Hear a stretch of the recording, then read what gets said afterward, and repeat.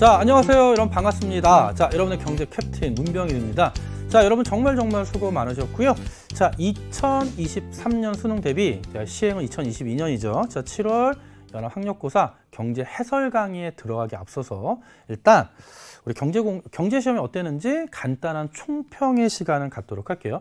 일단 여러분 총평의 시간이 너무 길면 여러분 이제 본격적인 해설 강의 들을 때 진이 빠질 수 있어서 자, 이번 시험은 어떤 특징이 있었고 그리고 좀 특히 주의해야 할 문제 그리고 더 중요한 건 이거죠.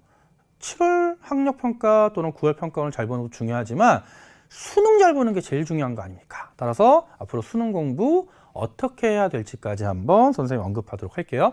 일단 첫 번째 출제 경향입니다.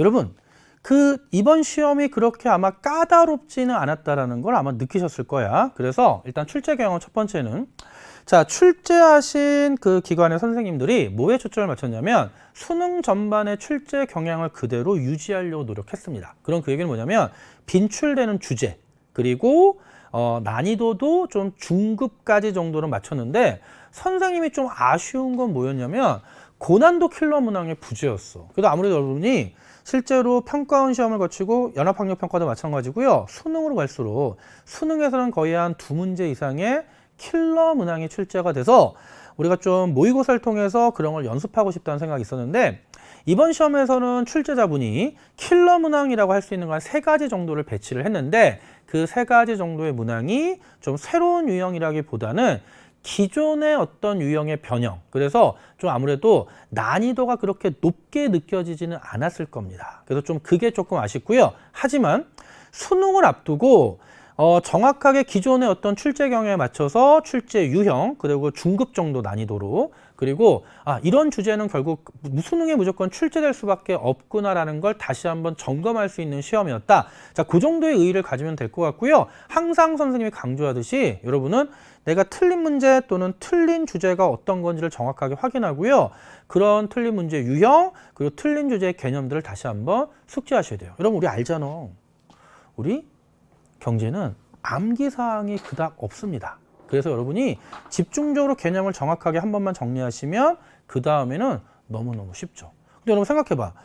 상대적으로 우리보다는 정치와 법의 암기사항이 많죠. 그렇죠? 그래서 정치와 법 암기를 좀 많이 할 게 많죠. 그 이유를 왜 말씀드리냐면 지금 우리 밖에 정치와 법 여신 선생님, 박민원 선생님이 선생님 이후에 강의를 준비하고 있어요. 그래서 경제와 정법을 같이 공부하는 친구들 그래서 꼭 경제 해설 강의도 수강하시고요.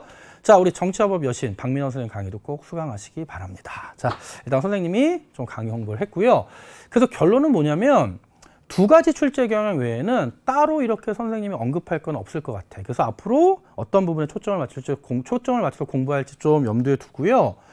다음은 이 정도 문항을 우리가 확인해야 됩니다. 3번, 10번, 11번, 14번, 20번이죠. 그래서 이 정도 문항 꼼꼼히 확인하시고 특히 이 문항들 틀린 친구들은 반성하셔야 됩니다. 그 얘기는 뭐냐면 공부가 아직 부족하거나 또는 문제풀이 연습이 안 된 거야. 그런데 앞으로 뭐 이제 보완해 가면 되죠. 당연히 보완해 가면 되지. 근데 여러분 긴장하셔야 되는 게 오늘 해설 강의를 촬영한 시점에서 수능이 이제 131대로 들어왔어. 그 얘기는 여러분이 사회탐구만 공부하는 게 아니잖아.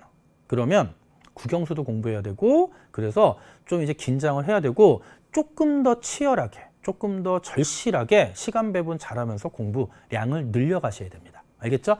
자, 그럼 선생님이 마지막으로 앞으로 공부법에 대해서 딱 마지막 강조하고 싶은 건 이겁니다. 자, 특히 경제 과목이에요. 다른 과목도 비슷하겠지만 파이널의 중요성입니다. 지금 이 시점부터는 파이널이야. 그렇죠? 그래서 일단 기출의 중요성 선생님이 다시 한번 강조를 할게요. 기출 정말 중요하고요. 자, 특히 N수생들이 아닌 고3 학생들은 경제 또는 사회문화, 정치하고 모든 과목 다 생윤도 마찬가지고 처음 하는 거잖아. 그럼 이제는 문제풀이로 본격적으로 들어가야 됩니다. 그럼 문제풀이 제일 중요한 거 기출 반복입니다. 그래서 기출은 2번 이상 반복해야 돼. 그래서 여 선생님이 기출 반복이라는 얘기는 기출 문제 그 두꺼운 거 가져다가 똑같은 문제 2번 풀라는 게 아니에요. 한 번은 정확하게 다 풀고요. 2번째는 틀린 문제, 고난도 문제, 정답률이 낮은 문제 위주로 다시 한번 반복. 정답률이 90%, 95% 이런 문제들을 다시 한번 또 꼼꼼히 풀 필요는 없죠. 그래서 기출 반복 중요성 강조하고 여러분 수학 능력 시험은 어쩔 수가 없어요. 문제풀이가 정말 중요합니다.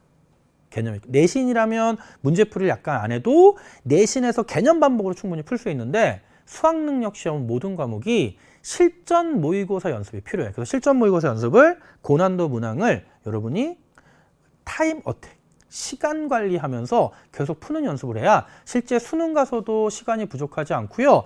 그리고 연습할 때 문제를 푸는 것보다 이제 어느 정도 공부가 됐으니까 이제 본격 실전 연습을 통해서 시간 압박감을 가지면서 새로운 유형의 문제를 푸는 연습을 사회탐구, 경제뿐만 아니라 다른 과목에도 계속 접목해서 실전 모의고사 연습 많이 하셔야 돼요.